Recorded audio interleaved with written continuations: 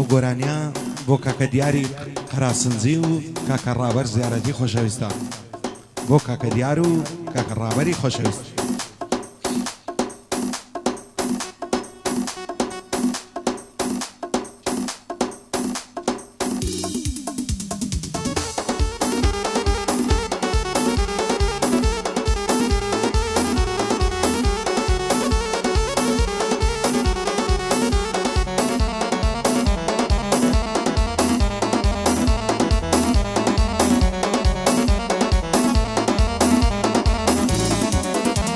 عیشێت و دێوانە کردم جوانە چاوی چیمەنێ زولفی دەڵی ئاوریشمەم هەندی لە خەنەی دەنێ دووزار نارمەندا خوازی باب و برای نام دەنێ دەمرم سەر دەنێمەوە دۆستەکەینێ دەمگەنێ دڵدارم خۆشەویستم تاکەی دەنووی بەتەنێ با تاوێ خۆش ڕاوێرین بێزار بووین لە شیوەنێ ئەگەر قەولم پێ دەدەی ئەو شۆ دێمە کەلەنێ تێردلا مێز دەگرم لە ناودار و دەوەنێ هەتا مەلای سبیانێ دەبژم خاڵی گەردەنێ ئەو شۆ لەڕشی بەدکاران دێوت بەلێوم وەنێ با خەمی چەند ساڵەمان هەمووی لە دڵی هەرقەنێ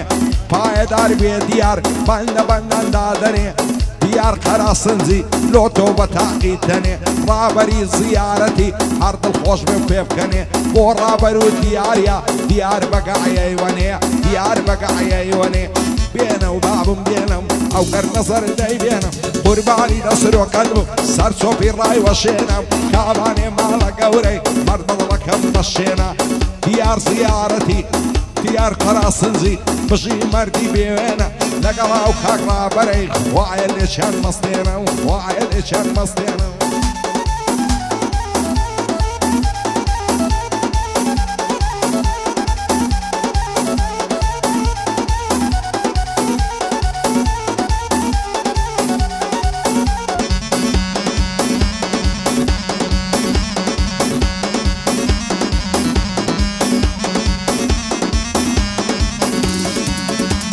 یاگری بەردان لە جەرگم یار بۆ چاوە مەستانە شم شێری دەست زەلادی ئەوڕۆیە پەیوەستانم لەبەر سەرسینجی دەورم دەڵی باغ و بێستانم خوانەکا بۆ من نەبی دەڕۆم لەو کوردستانە دڵدارم خۆشەویستم بەس لە تۆم نخستانم وەک فەراد و شیرینێ عەشقی من داستانم بەبێ دوو چاوی بازت دنیام پێگۆڕستانە شەرتە دێمە خوازبێنیت بەسیا و ڕاوەستانم بەهارێ دێمە داوات با بڕوا و زستانە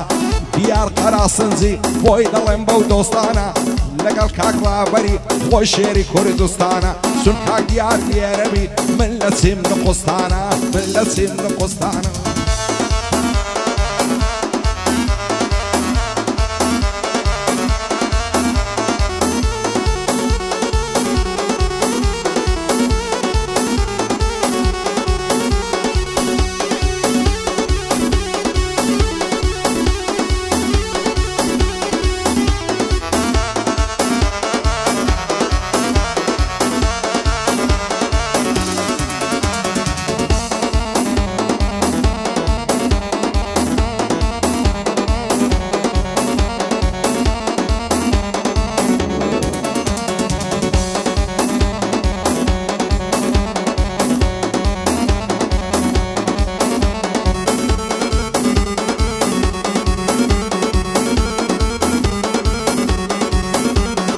دەوای دەردم شلێرە کورتێ ماڵ لە هەولێرە هاتن مانگ و ئەستێرە غەریبم بێدایە و باب ماچێکم نەیتێ خێرە خۆشە ماچی ئەو یارەی شەو لەسەر قەل لە وێرە حەزرەتی ئادەم بێنی بێ قسەی وزەق شوێرە پایەدار بێ هەژار هەڵنایەن دڵی شێرە بۆ هەژاری ئاسایش بەندی منەوە هافێرە لەگەڵا و کاکسی دادەی پێ و قەدەمیان بەخێرە هەزار سڵاویان لێبێ بۆ ئاسایشی هەولێرە لەسایە ئاسایشە خەڵکی خۆش دەژین لێرە خەڵکی خۆش دەژین لێرە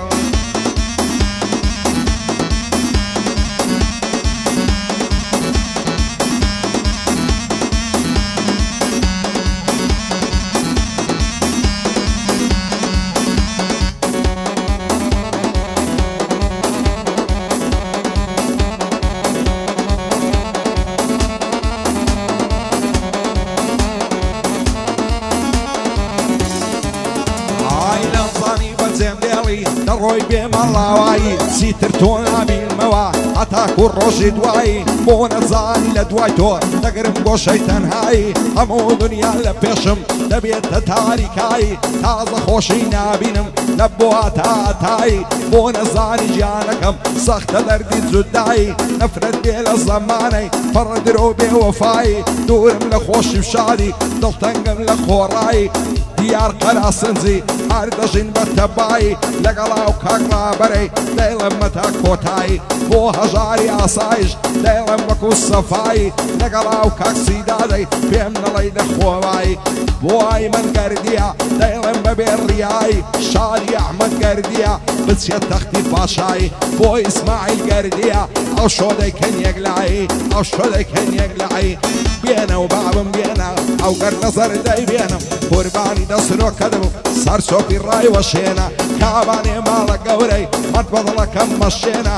بۆ هێ من خۆش ناویە دیار ڕمبەی لێبێنە لەگەڵا و کاک ڕێبینەی خوایە لێچەند مەستێنە شاری ئای من گەردیە چونکە سەنگەر شچێنە بۆ ئەحمەد گەردیە پێم نەڵەی بێ بەڵێنە بۆ ئیسماعیل گەردیە بە زوانی تێم ڕامێنە مەتک زوانم تەسوێرکە سافێ وەچی ئاوێنە و سافێ وەچی ئاوێنە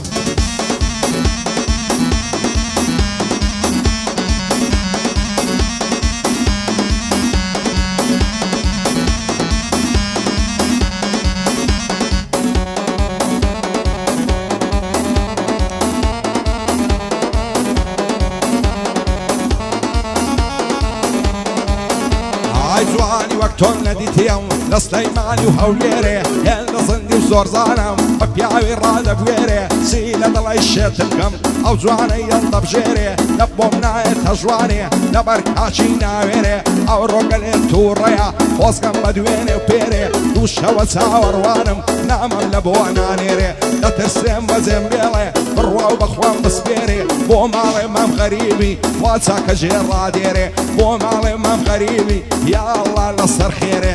ماڵێ مام فازیلیش مەشهورن لە هەولێرێ مەشهورن لە هەولێرێ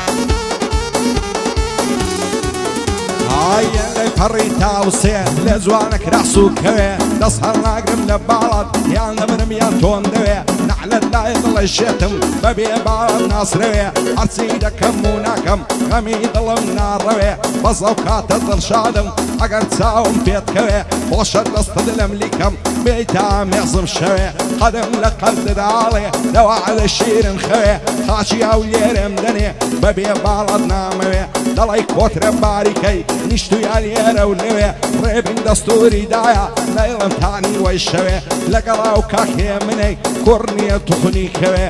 ئەحمەدی وا خۆشنا و خەزای لەو چاوەم کەوێ بۆ ئەحمەدی مامی وای سەر بەرز بێ و نەنەوێ یا عەڕەبی هەر سەر کەوێ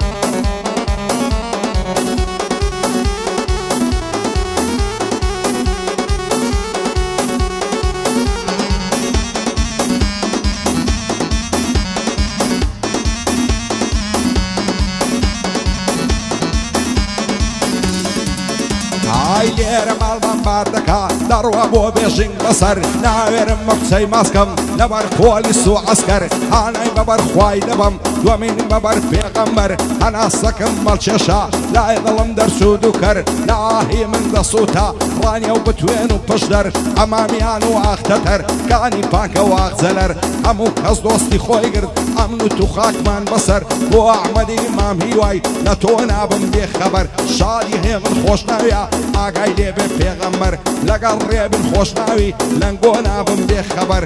ڕەمزی قەراسنجی دەوەستم دەستە و نەزەر شادن منە و سێبرایە دوور بن لە چاو و نەفەر دوور بن لە چاو و زەفەر هەر سێشیانم خۆش دەوێ سوێن بە خالقی ئەکبەر سوێن بە خالقی ئەکبەر